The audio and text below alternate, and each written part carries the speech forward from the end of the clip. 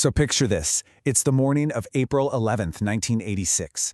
What starts as just another routine surveillance op in Miami, Florida, is about to explode into one of the most violent, most important firefights in the history of American law enforcement. We're going to dive into the 5 minutes of absolute chaos that literally forced the FBI to change everything. How they armed their agents, how they trained them, everything. And you heard it right from the top. I mean, no one saw this coming.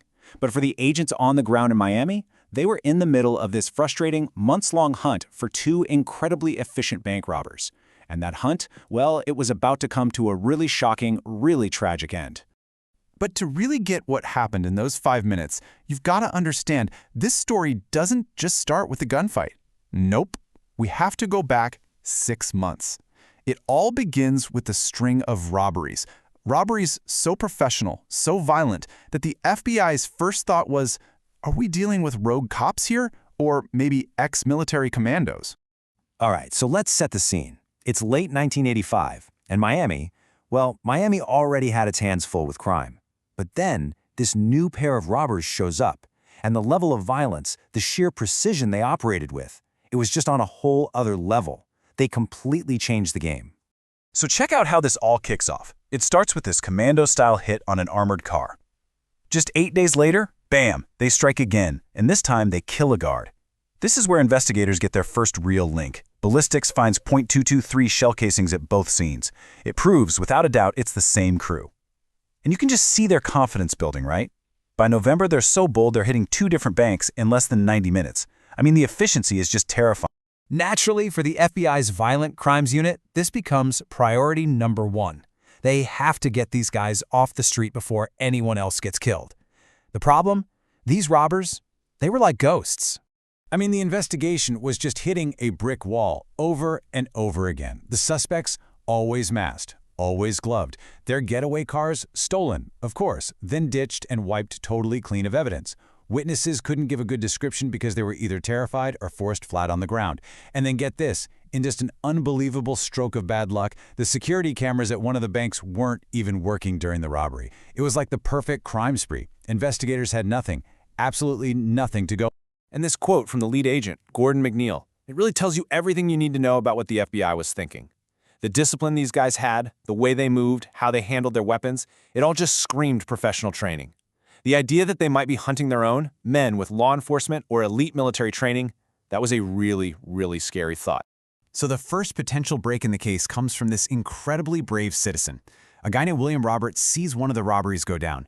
A guard gets shot, and what does he do? He actually follows the suspects. He tracks them as they switch cars and manages to get a license plate number. Amazing, right?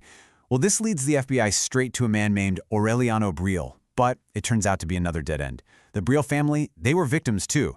Their son, Aurelio, had disappeared months before, right after he'd gone target shooting in the Everglades, in that exact same car. So, the Briel lead goes cold, and the whole case just stalls out.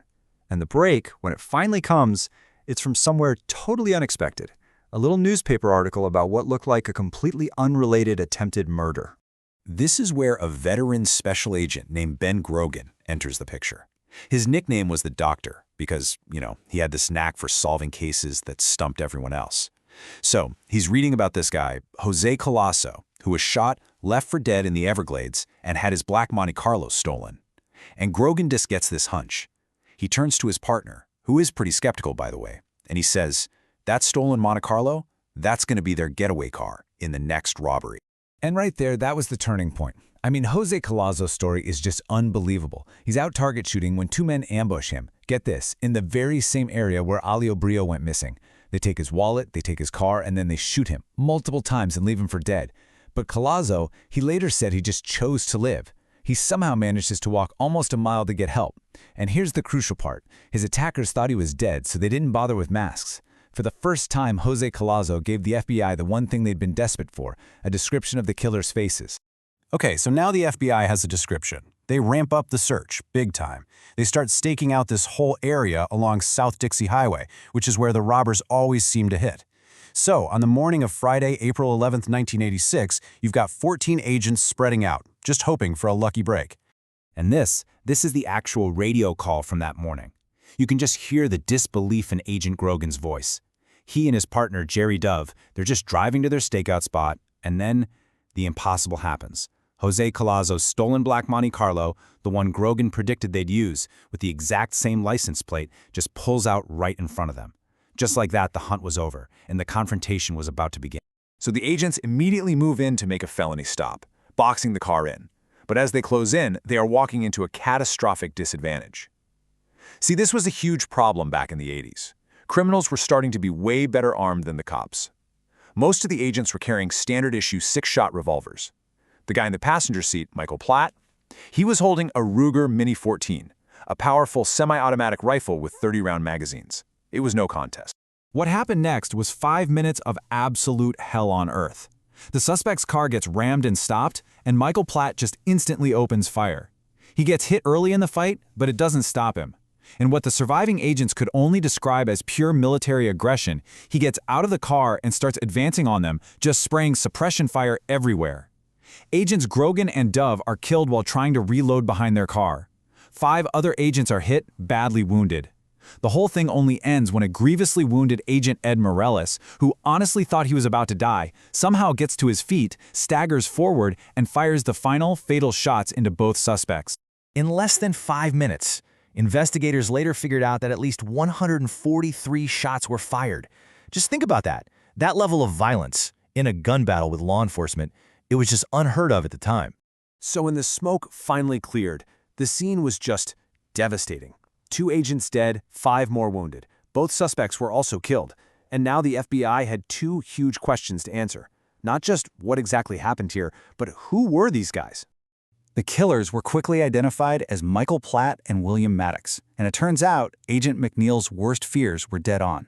Both of them were ex-military. Platt had even been an Army Ranger. But here's the truly shocking part, their cover. To their neighbors, their families, they were just these quiet guys who ran a landscaping business, just regular family men. Nobody had the slightest clue they were living this insane double life as stone-cold bank robbers and murderers. And then there's this one last, just tragic detail to the whole story. Remember how they were looking for white F-150 trucks based on Jose Collazo's description? Well, because of some bureaucratic delay, the DMV photo of William Matix, who owned one of those exact trucks, didn't arrive at the Miami FBI office until the afternoon of April 11th, the day of the shootout. If that photo had gotten there just 1 day sooner, Collazo could have identified him, and this whole deadly confrontation, it might never have happened. The Miami shootout was a brutal wake-up call for the entire FBI. They were forced to admit that their agents were just dangerously outgunned on the streets. And the changes came fast, and they were huge. As a direct result of this day, the whole bureau switched from 6-shot revolvers to more powerful, higher-capacity semi-automatic pistols.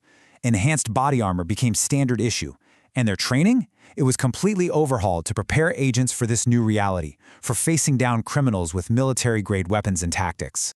But in the end, as the agent in charge, Gordon McNeil, later said, the real story here isn't about Platt and Matix. The legacy of that day is about the incredible courage shown by those agents. Think about it. They were outgunned, they were terribly wounded, but they never ever stopped fighting, not for a second. Their sacrifice forced these changes that have, without a doubt, saved the lives of countless other officers in all the years since. And all of this really leaves us with a tough question, doesn't it? The changes that came out of this tragedy, they absolutely made law enforcement safer and more effective. But the story of the Miami shootout is this stark reminder that sometimes that kind of progress, it comes at an unimaginable human price.